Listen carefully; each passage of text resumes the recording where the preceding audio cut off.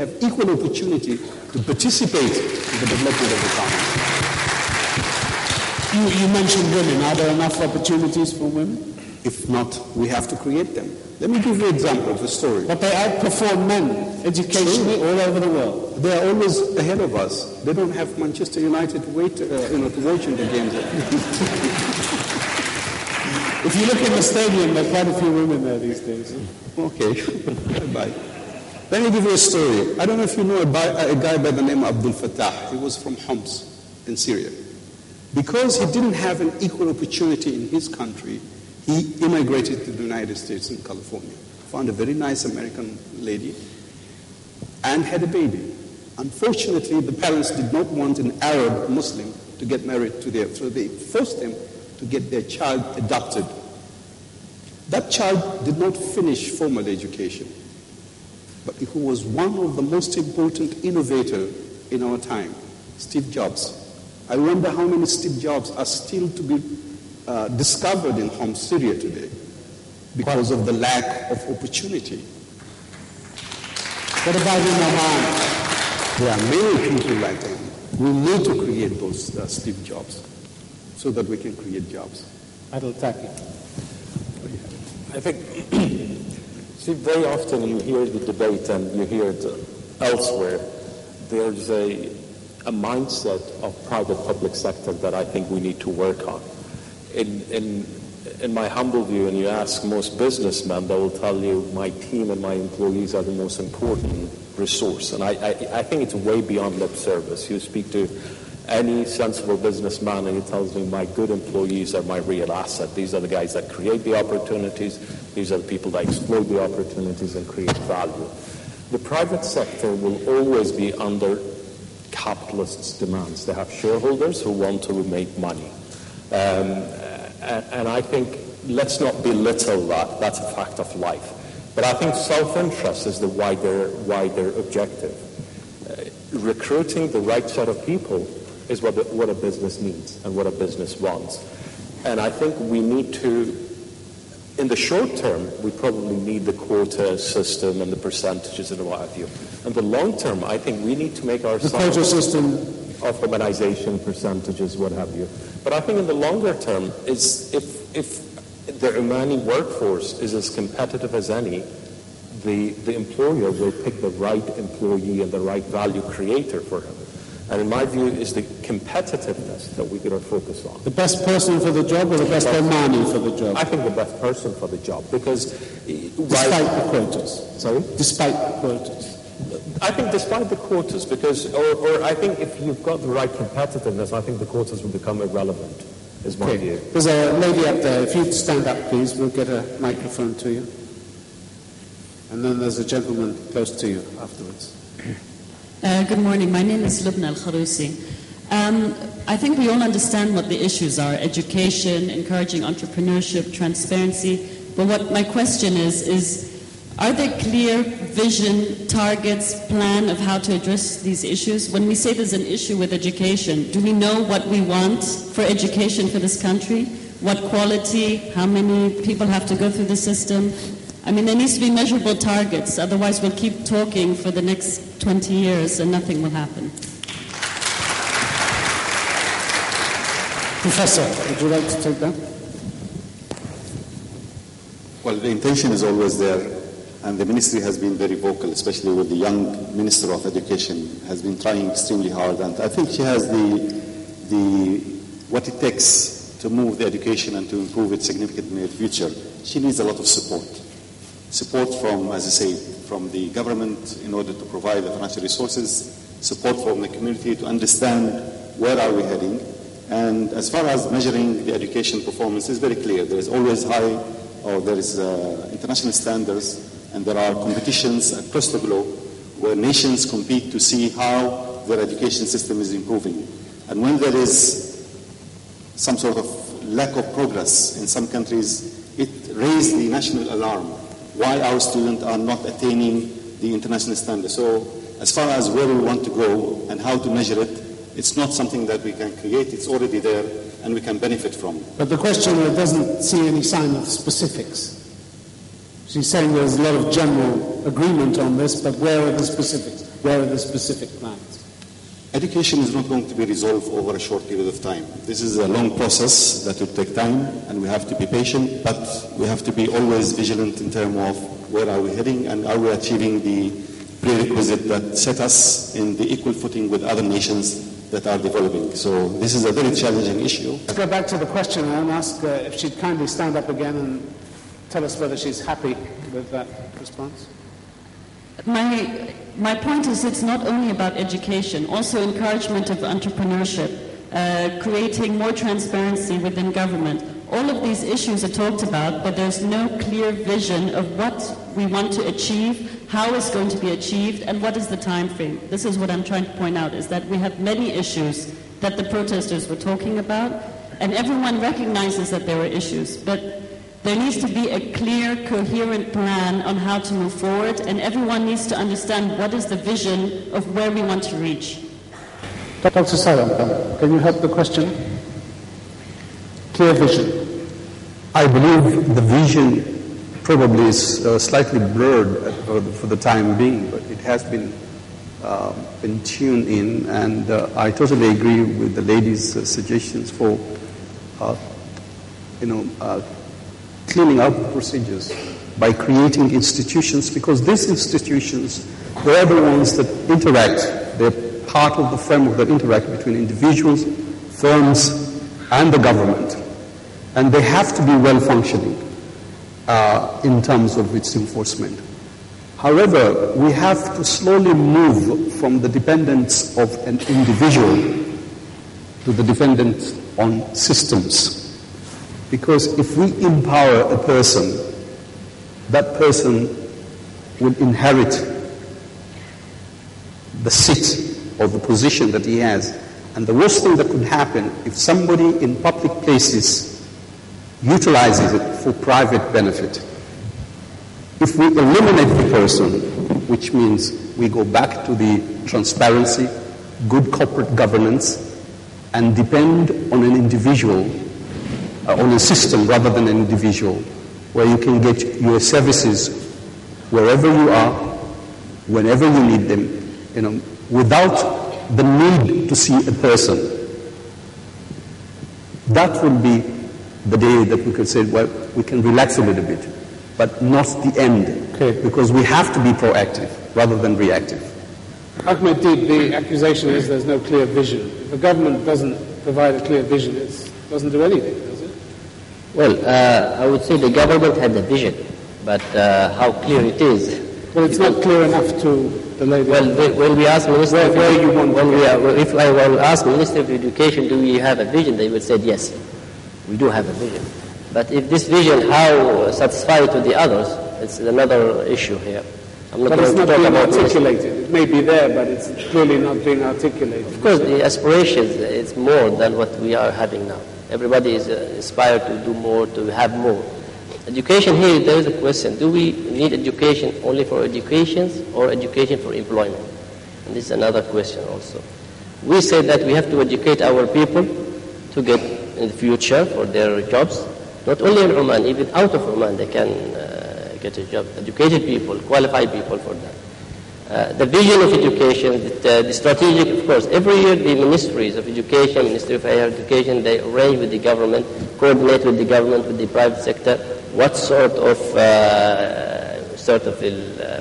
workforce you need, what sort of demanded in the next 5 years, for example, what sort of this private sector needs in the 5 years, so that we can create the opportunity for the scholars, leavers, and for the graduates from the university. You raise a lot of questions, but the clear vision is not there, is it? Yes, I would agree in a certain. There is no clear vision to have to satisfy the ambitions or the aspiration of the citizens. So it's pretty urgent, isn't it, to get a clear vision? I think they are working on that. And is there fair accusation, no clear vision? I totally agree. I think if the people creating these visions, instead of being in the government sector, were actually in the private sector, they probably will be out of a job. Because if I demand something from a manager who looks after something, and we have a plan, we have a vision, They're clear timelines, they're clear goals that are measurable, that everybody in the company knows where are we going. It has to be clear for everybody to know. So you're saying government needs more discipline? I'm not sure whether they need more discipline. I think I go back to my earlier point, which is again dialogue. There may be some great plans somewhere, but nobody knows about them. We just know that, okay, you look at tourism, which is a great thing. The government's behind tourism. But is there a clear line? Where do we want to be? How do we want to get there? How do we encourage the private sector? Because this is what the government's always saying. The private sector has to play its role. We want to play our role. But is it crystal clear? Where do we want to be so we actually know how to navigate in order to get to the thing? Now, before you move on, I just want to make a comment on Sridhar's point about instead of job creation, you have job substitution because of a great number of expatriates that we have. I think it's a fantastic method. The only problem is, as part of education, is controlling the expectations of the people that are coming into the job market. A great percentage of those people are in very, very low-paid jobs in terms of construction and road sweepers. And unfortunately, you can't find Omanis that are willing to take those jobs on. So there has to be a way for us to limit that expectation for people to say, look, it's a job, it earns a living, and it's a way of feeding your family. Okay. Gentlemen up there, if you could stand up, please, we'll get a microphone to you. Assalamu alaikum. Ihab al-Hajj.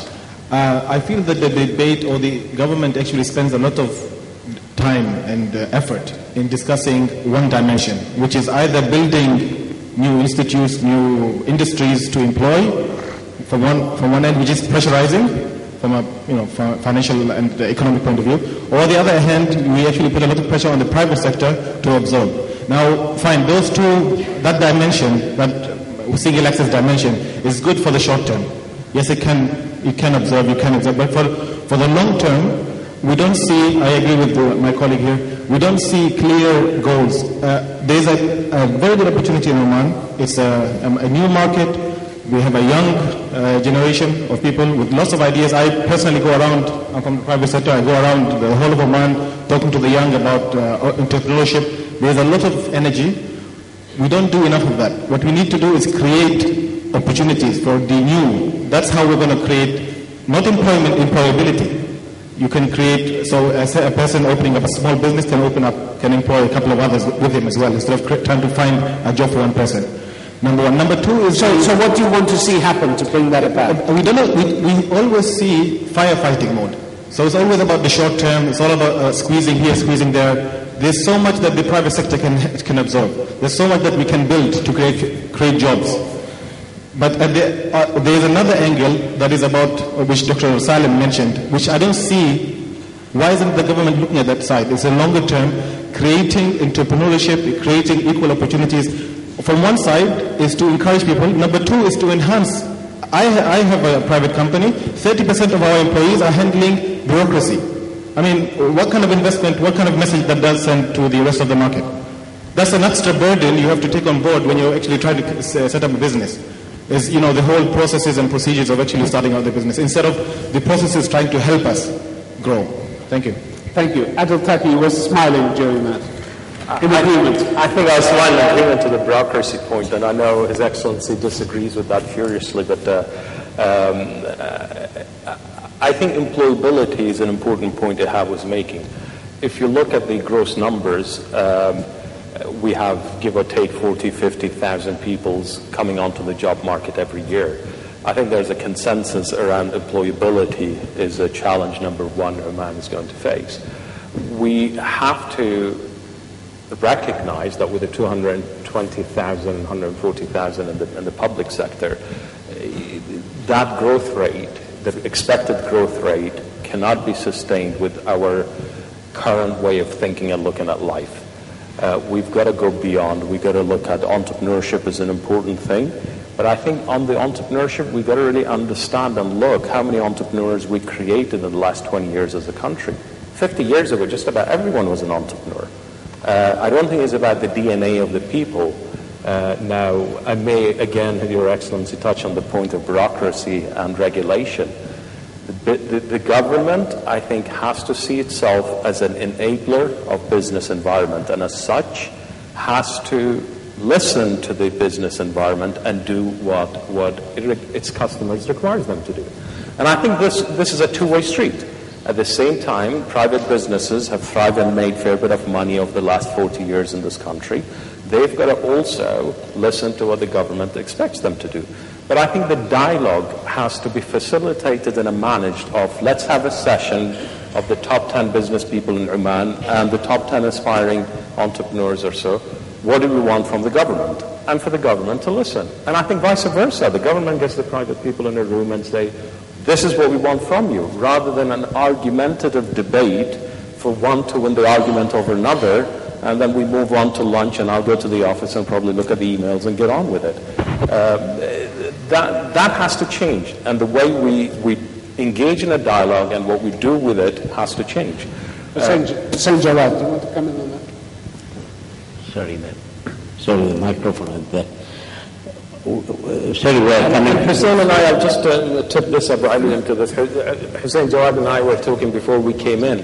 What we need is a department of simplicity in the government, where people actually can go and say, look, this cannot work this way. We need a department of simplicity, and this department has to issue reports and be accountable, and there's some transparency. Trust me, the cost of doing business in Oman could drop considerably by just doing that one simple thing. Department of simplicity. Yes, for sure. And that is simplicity, less bureaucracy, will move many things. And when we come on the planning and on a good talk, I think we really wonderfully talk and we plan, because today the world doesn't need a very complicated planning session. I mean, all the year we go to different countries. We go to Singapore, and when we go with the delegation for countries like Singapore, and we really take ideas, and we said, yes, Oman is small, it's like Singapore. Why can't we do this? Why can't we do that? It's very easy. But when you come on the implication and on to ease the things and to get the ball rolling, it is the difficult. All right, thank you. Dr. Sam, Adil Taki's point of a department of simplicity. You want to get rid of people altogether, actually. That's right. How much more simple can you get? No, what I wanted to say is that it's very important for people, when they are not happy of what they see from the government, to be able to change through peaceful means. And the government has to react to those demands. Otherwise, if you do not allow them to change through peaceful means, they will use other means. But let me ask you one question. How many of you this year voted for Majlis Shura? Can you raise your hand? And you're asking for change. You don't even practice your basic right to vote. How can you have change? His Excellency Darush Ismail cannot approve the budget before it has been discussed and challenged by Majlis Shura, and these are your elected representatives. You should sit with the elected representative and, place all of your concerns with them, because now they have been empowered based on the demand of the people. And you know very well there are few ministers who were elected by the people directly and appointed as ministers. They should be accountable to their action. They shouldn't think that this is a free ride. And you have that instrument, you have that institution, use it. I'd like to take one more vote. How many people didn't vote because they didn't think it would make any difference? Okay. Quite a few people, which is a different problem, isn't it? Yes, it did. If they don't have faith that their voters actually need to change anything. They have to change the paradigm of thinking. They don't believe, do they? That it's going to work, it's going to change anything, make any difference. When people spoke, 15 ministers lost their jobs. What else do you want?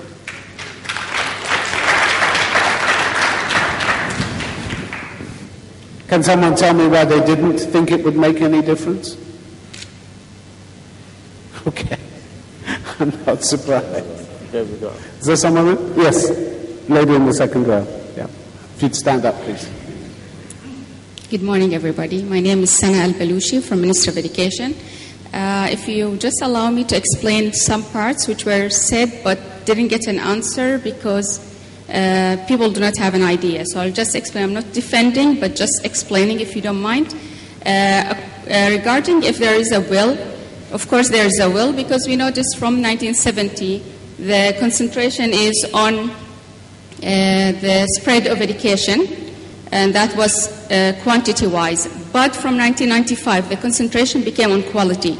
And you know, with quality, you can't start from grade 1, and in 2 years you find grade 12 students have all of the skills you require, whether for employment or for higher education.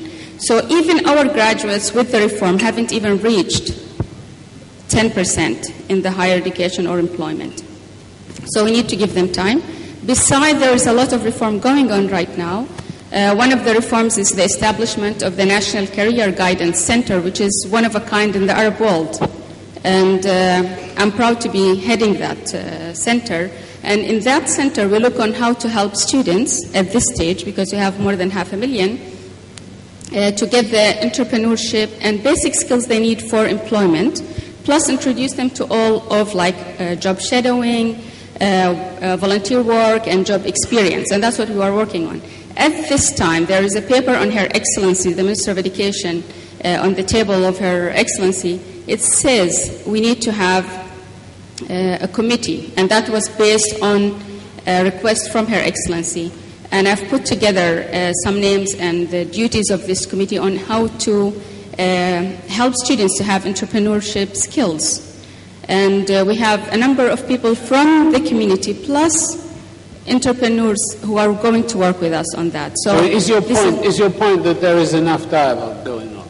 There is enough. And, you know, frankly speaking, I remember 2 months ago, we were shown some of the, for example, budgets about the education reform in some areas. And a lot of policymakers at the Ministry of Education, one among them, who didn't know a lot of those details. But because of what's going on around the country now, there is more transparency. Everything going to be shared with the Okay, public. Let me ask one of the panel to react to that. Professor Shanfari.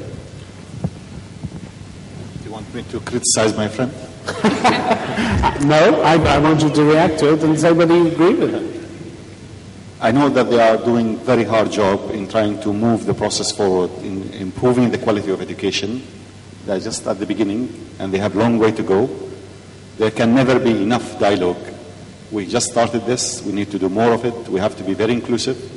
And your point about whether the government is disciplined or not, I think the government is extremely disciplined, but they have not been very inclusive. And the way they were doing job in the past, I don't think it's going to be relevant in the future. We have to think about the way we do the job. We have to look out for our stakeholders. The youth has to be assured. We are not expecting, and don't think anyone in Oman expecting magic solution overnight. But there are a lot of committees. Are there enough decisions coming out of those committees? At least the communication has been a problem and continue to be a problem. We have to address this issue the way we go forward. Again, assurance is a very important issue. The public, the youth specifically, need to be assured that we're going in the right direction. They know issues cannot be resolved quickly. But they will be patient as long as they are assured they are moving in the right direction and doing business differently from what we have done in the past. Okay, I think we have a question up there, do we? Yeah, hi. I'm a student at the British School Muscat, and my question is, has the expatriate community been engaged enough in the long-term solution and debating it, especially since they are a key stakeholder and they occupy many of the high-skilled jobs in Oman? Ahmed Deeb, what do you think? Expatriate community involved in that? Yeah, first of all, we would like to thank all the expatriate community, and they have done a lot of job for the country here and for the development of the country. I think, yes, we do. Really, the government always consider the expatriates, their experience in different sectors. We utilize them. We are at the Ministry of Commerce. We have committees where we have expatriates from the private sector in our committees, and we really take from their advice, in achieving certain areas, and to resolve some of the issues, the obstacles that the private sector is making. Where I would say yes, they have a certain way, and they have laid a good role, and they are playing in the development of the country, and we cannot ignore this. Nobody can ignore. We cannot also replace the whole expatriate community and the labor. This is something that we don't want to replace a lot of them. We would like to replace them by Oman, I would say, and to create jobs also, because this is the aim and the objective of any country in the world, that they create jobs for their own citizens. This is not something for Oman. It is something that all the countries, when they spend a lot of money, when they educate their people and for infrastructure, is to attract foreign investors, also to create local jobs. This is one of the issues, which is... Isn't there a danger, though, in the Omanization that the expatriates start to feel unwanted and undervalued in this country? I don't think, because when we started Omanizations, the number of expatriates is increasing, and the development is increasing.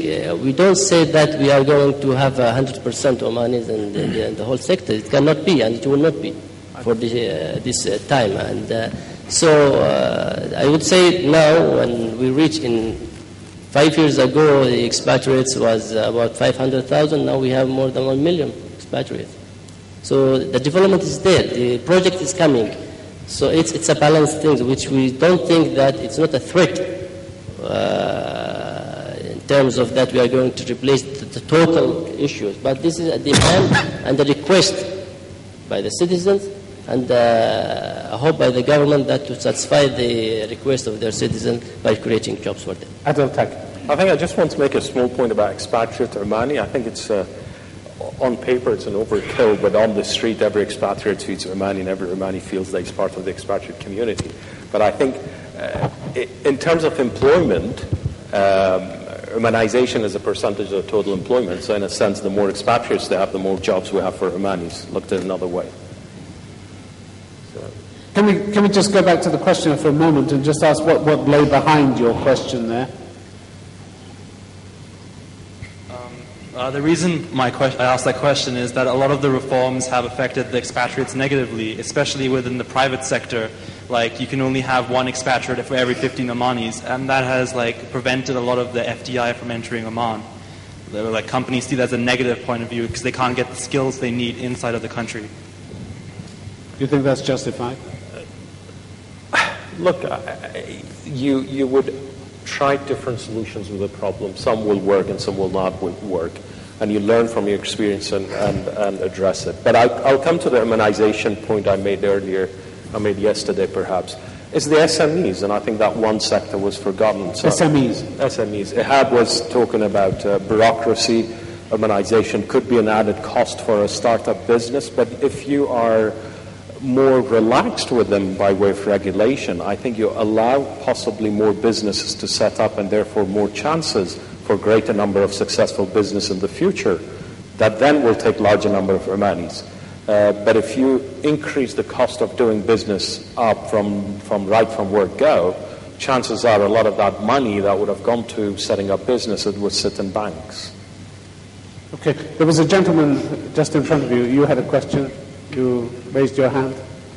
Yes, you, sir. Yes, if you'd stand up, we'll give you a microphone.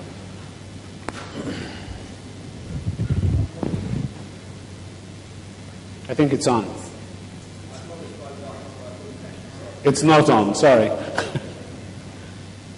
I promised my wife that I wouldn't say anything controversial this morning, but I have to stand up.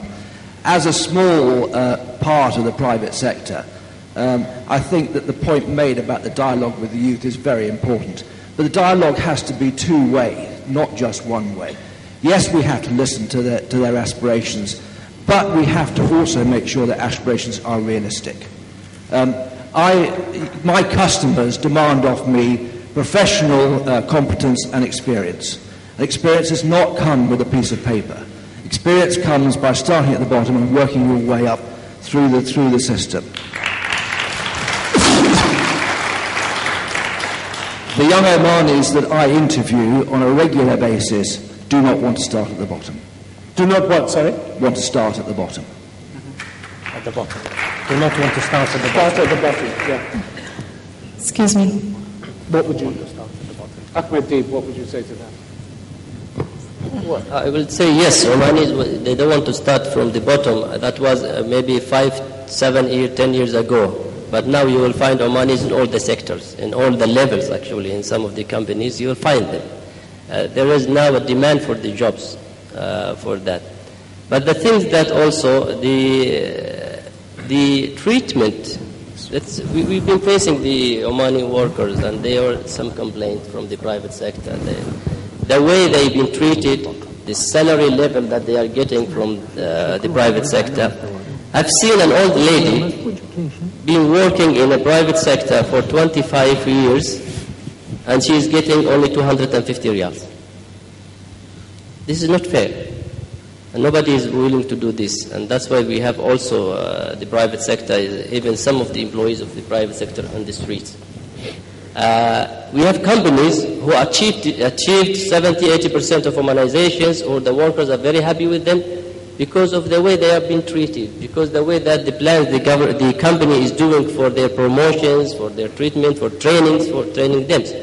Of course, we have different issues. We have companies who have always complaining because of Omanizations. I have companies who are saying the Omanizations are very good, the Omanis are working very hard, very good.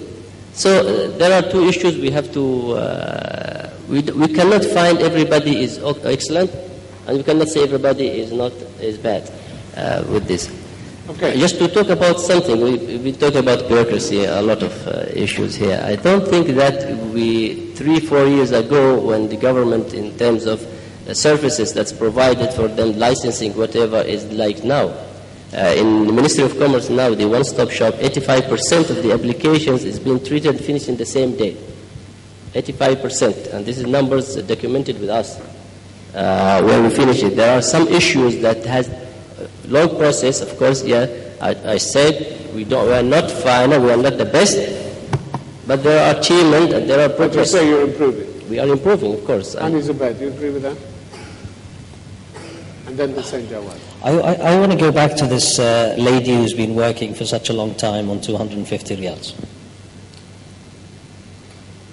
I think there's been failure on two parts for that lady. The organization not helping her to develop, and her not developing herself. We have similar issues within our own organizations. If we have drivers, I can't potentially see that I'm ever going to pay a driver 1,000 riyals or 2,000 riyals, no matter how long he works for me. But what I'd like to be able to do is to actually develop the person to be able to take the next tier job, so he can then move up into a different bracket, and so on and so forth. And I think the problem, yes, the private sector doesn't play its role in developing its own internal people as much as possible, but I think there's also a lot of resistance with some people who just want to do the same job. They're comfortable, they're happy where they are. How far do you do? And I don't think it's a measure. We shouldn't have salaries as a measure of how long you've been there. It should be a contributing factor because of inflation and other things, but it should be productivity, it should be the quality and the level of the job that's actually being done by the person. Yeah, I want to comment on the question that the Omanis, they don't want to start from the bottom. And quietly I can see that a transitional period, culturally, of course, the Omanis before our fathers, all of them, they worked all outside Oman in the neighboring countries in all jobs. Of course, the new generation, we have the gap of the generation. The generation from 70s before, they very much work in everywhere. Now, that generation who came out after 70s, they opened their eyes with modern things. Of course, they have a cultural problem. In construction, we face a problem in the construction sector. Omanis are very reluctant to work in the construction sector.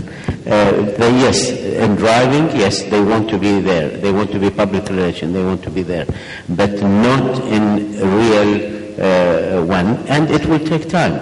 I think the private sector should sacrifice to bear it until we reach a level to train them. Thank you. Is it also a case in society here that expectations among young people are too high, Professor Champagny? It's understood the expectation will always be high from young ones. Too high. Probably, I don't think it's too high. People are always aspiring to better position, to better life, and if they are not able to get what they want, they get very disappointed, and they express their disappointment in many ways, sometimes very unpleasant way. But I think young Omanis and the community in general are very reasonable, and the events that have taken place in February and March, in spite of its negative aspect, it showed that there is a lot of maturity and understanding. People are not insane in their expectation. People are aspiring for a better future.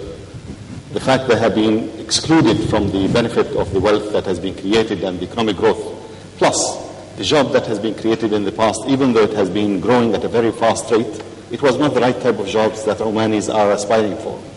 It is not the jobs that can create sustainability. Beyond the Omanization, we need to make sure that are we creating the right jobs? And I think in the past we have not concentrated on that a lot. A lot of the jobs that has been created has been mainly to unskilled laborers in the construction industry. This is not the type of jobs that Omanis are aspiring to. Dr. Salam, you wanted to add something? There's also a point about people taking responsibility for themselves, isn't it? Which is Hani Zubair's point. Indeed, and this is not an attack to the accusation that Omanis do not want to take jobs at the bottom, but what I want to say is to the Omanis that they have to start from the bottom. I started with the British Bank of the Middle East with the salary of 25 riyals. And then I moved to cable and wireless, laying cables in the ground. And believe me, the terrain over here is not that easy to dig channels and lay cables. And I had an increase of 25 riyals, so I got 50 riyals. I have done other jobs like a table waiter for McDonald's, truck driver, etc., etc. I wish I had started as a minister.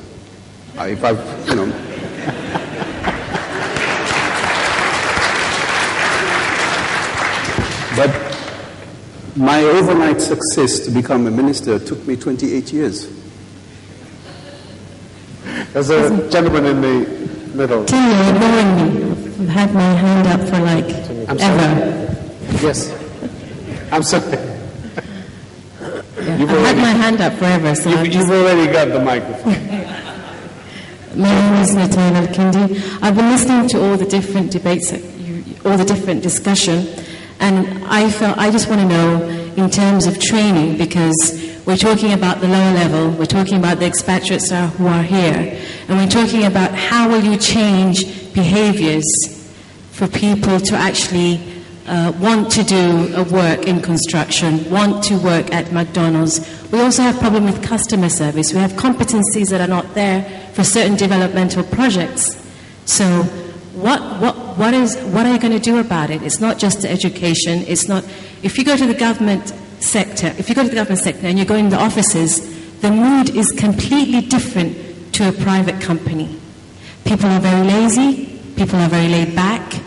Nobody is willing to put work, to put their time. Efficiency is not there. And you go to public sector and you see people working long hours. They're probably paid better, but at the end of the day, if you want our children and the children after that to understand the mentality of you have to start small and you have to grow, and we have to provide training. Our customer service is not up to level. Wherever you go, and that's why we have a large expatriate community, because they're willing to work harder. So how are you going to tackle this element, which is also going to affect the lower level? Dr. Salam, you want to come back? He wants to come back. I just want to pick up on the point that Omanis don't want to start at the lowest. I think as a desire, that's not a crime, right? We all want a little better. So if they don't want to start at the bottom, I don't think there's a lot wrong with that. It's how that is managed and addressed, and the expectations are managed through the education system. This links back to the education system. I think attitude is a big part of the education system that has often been overlooked. And through the desire to communicate the positive vibes of being Omani and the opportunities that Omanis have, very often that's misunderstood as you can start as an overnight minister. So there's that piece. I just also want to pick up on the Omanis in the construction industry. We have 3 fantastic sites. If you haven't seen them, you're missing out on a lot. But we've got 550 Omanis based on site, and they do work up to 12 hours a day. They've dug our marinas, they've moved the earth, constructed villas, and done a lot of other things. And I think you speak to people at different cross-section of society. I don't think we are different to people anywhere in the world. For mutual respect, engagement, and a visibility to growth, I think that engages people, that challenges people. So I think there are 2 sides. There's awareness, and there's engaging people to showing them the challenge. And I think people will respond, and they do respond. Let me just go back to the questioner here, if I may. Do you still have the microphone? We can get the microphone back to you. You raised a lot of questions. How would you answer some of them? How would I answer? I have to become a minister first.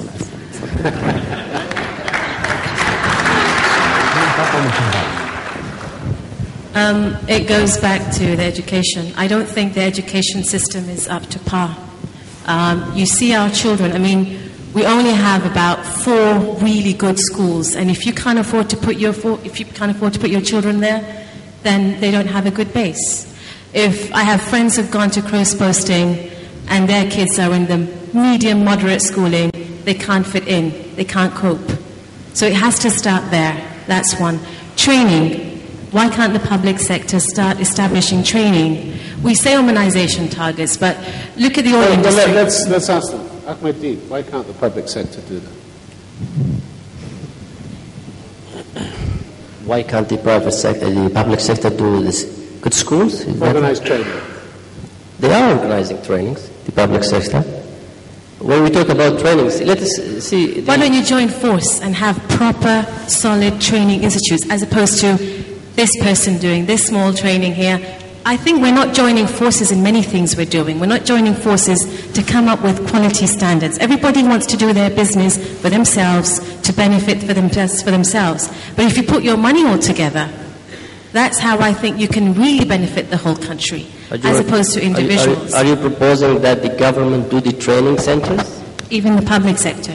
The private sector, they are most welcome to create training centers. Yeah, and we have so many of training centers in Oman been giving a license. Yes, so many, but they're not efficient. That's why I'm saying, put those money together, put the income together. Invest on something that's solid, that is state-of-the-art, that will actually look at our needs, demand versus needs. And that's how I think, because there's just so many small establishments that are just small and not good enough and are not catering for the needs of the entire country. Well, see, I would agree with her to put a lot of money and resources, quality human resources, trainers, and also financial in the training of Omanis. You recommend this to at the same time, we now in the training centers, the private training centers, we have 50 or more than that? I don't have the number with me, but there are so many private training centers. Government is subsidizing the trainings for Omanis. They are supposed to be, the private centers, they are supposed to have the quality of trainers so that they create quality of Omanis in them. If I give an example of the oil industry, it's an important industry.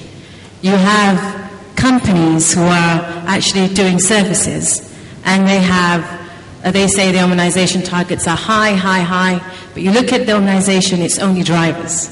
You have people doing scaffolding, you have maintenance work, that can be done by Omanis. So that's the sort of training, so crucial to an industry that we're depending on, And that's the training that we're looking at.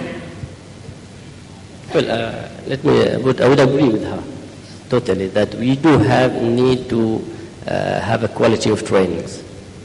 One of the reasons why we have 90% in the banks of Omanizations is because we had a very quality, the college of these financial colleges with the graduates that can go to the banks and they can do jobs. In our industrial estates, I do agree totally. In our even industrial estates, we should have a very good training institute within the industrial estates to train Omanians that can go within the industries. But this is not only the government, this is the private sector. With the government is encouraging the private sector to do this type of trainings, and they are spending of millions of riyals as a government for them to train, with the idea that those training institutions, that they have the quality and they are, I would agree that the existing ones, we need to remodify, reschedule or restructure. There should be restructure for this. This is a proposal from our lady here, I think Minister of Manpower, if somebody is here, I would say somebody is here, that they can see it and take it as a good point. Okay, you have a direct line. You used it. Thank you. Hani Zubair. May I just add, I think the comments are absolutely spot on. The private sector needs to play its role also in this area.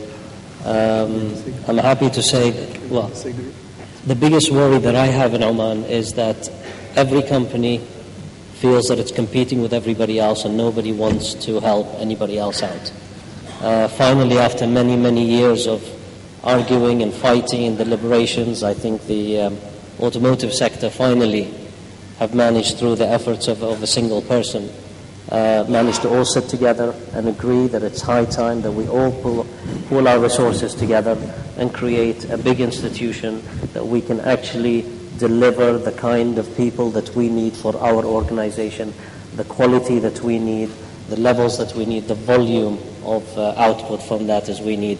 And I think if the other sectors can do a similar kind of thing, I think that's the best way to really start instead of depending. Dr. Salam, you want to throw a pebble into these comforting waters suddenly, don't you?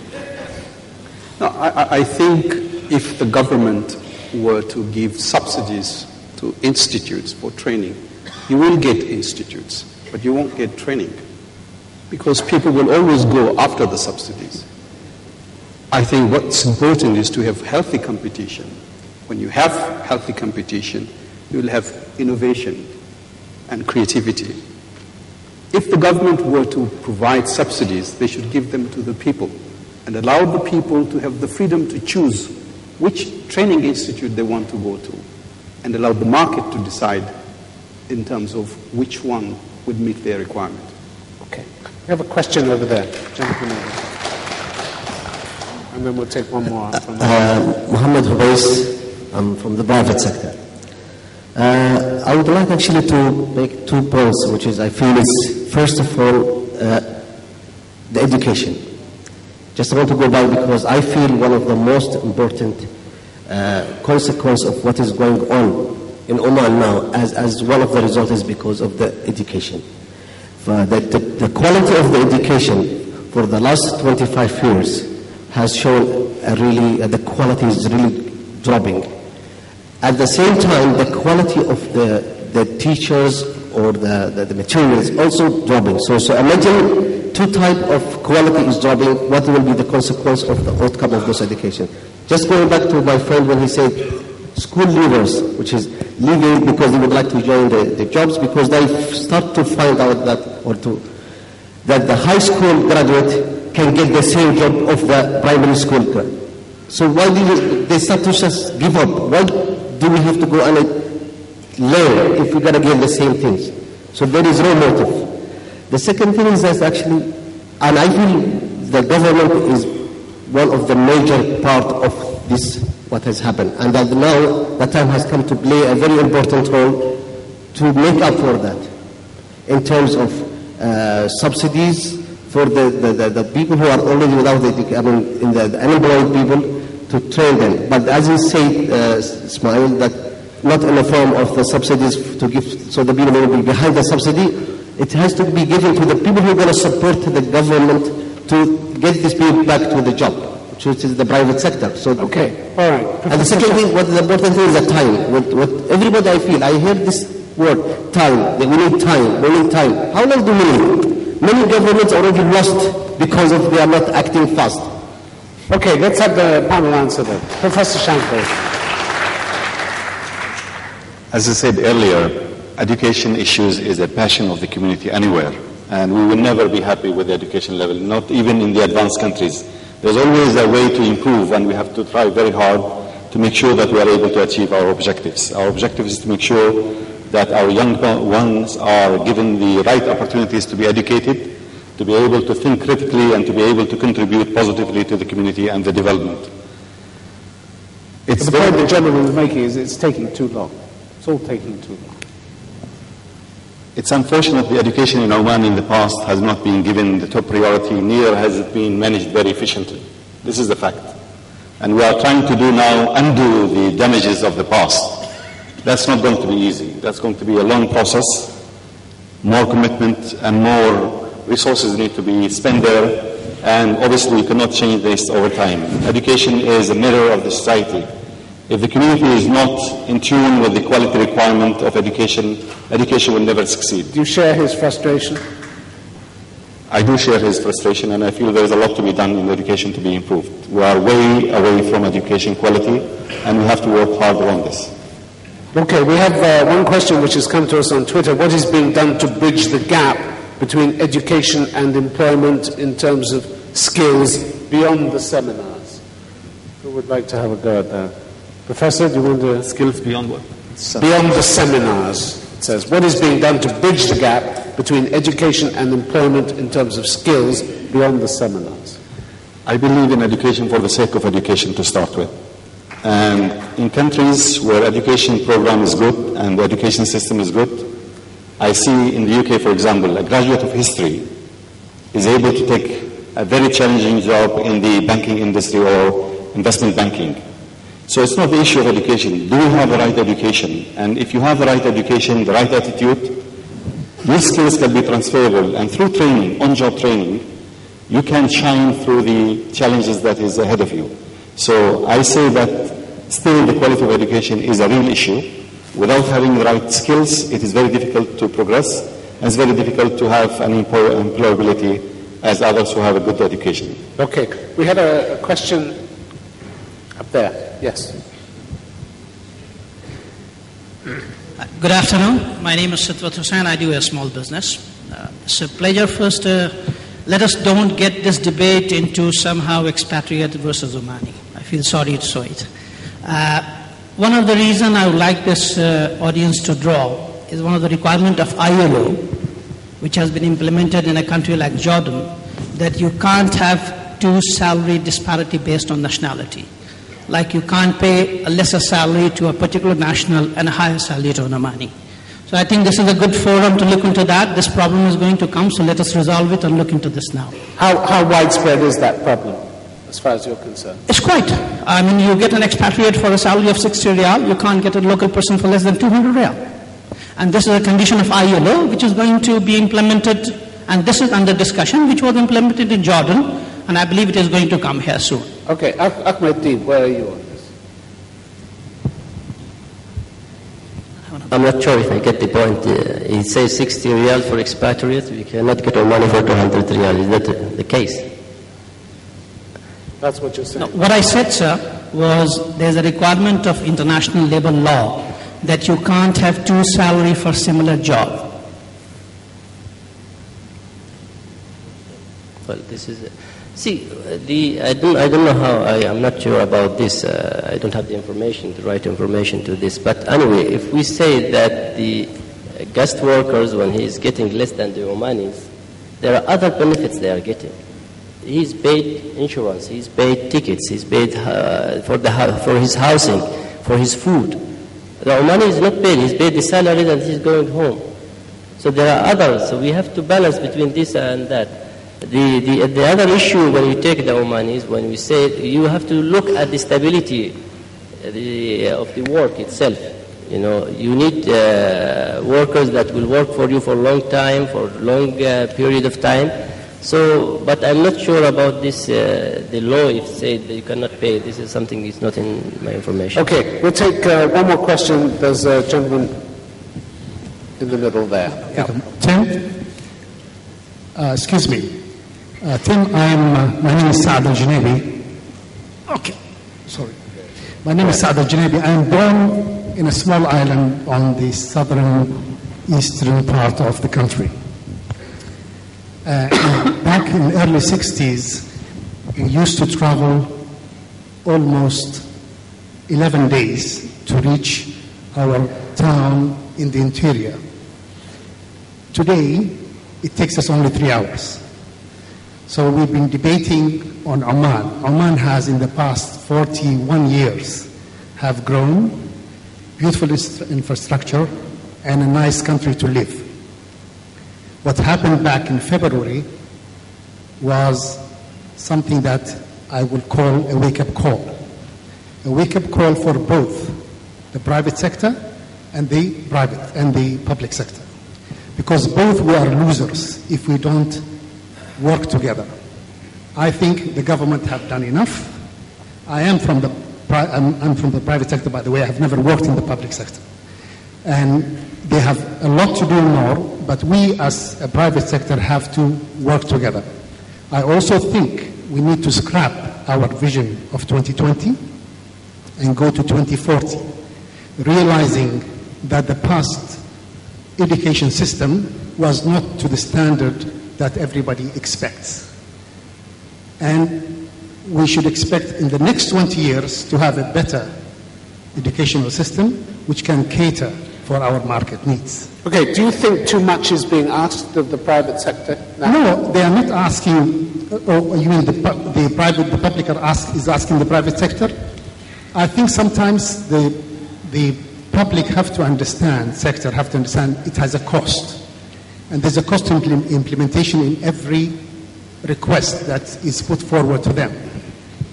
And if I will do something, I will go along with what His Excellency Salem said, is create opportunities, not only opportunities of people, but also of business.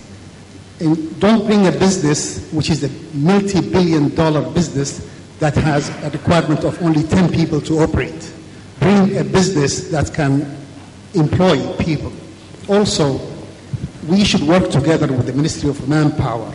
They should work with my business plan, not according to their business plan. My business plan is numbers.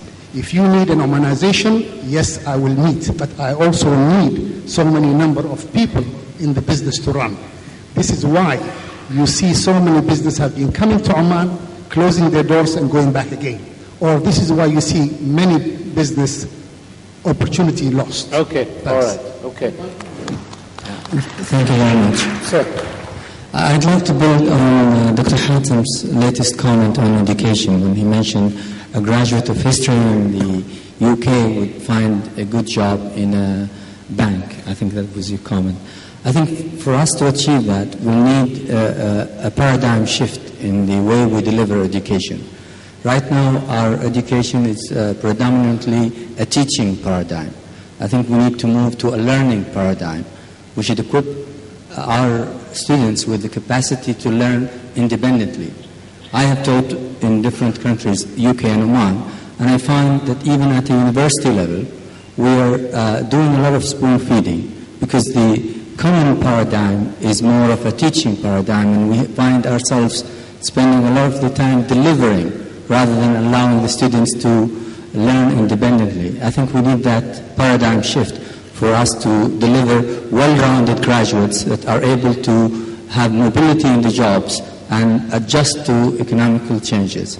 I think this is a role that can only be driven by the government, and the government should lead this paradigm shift.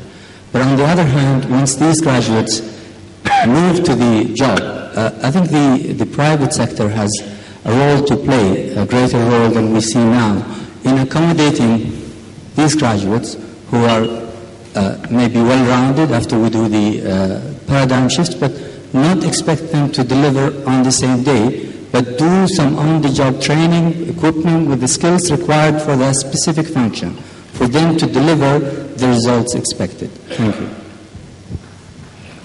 This is a big shift you're talking about, though, isn't it? Is the money there? Is the political will there to bring this about?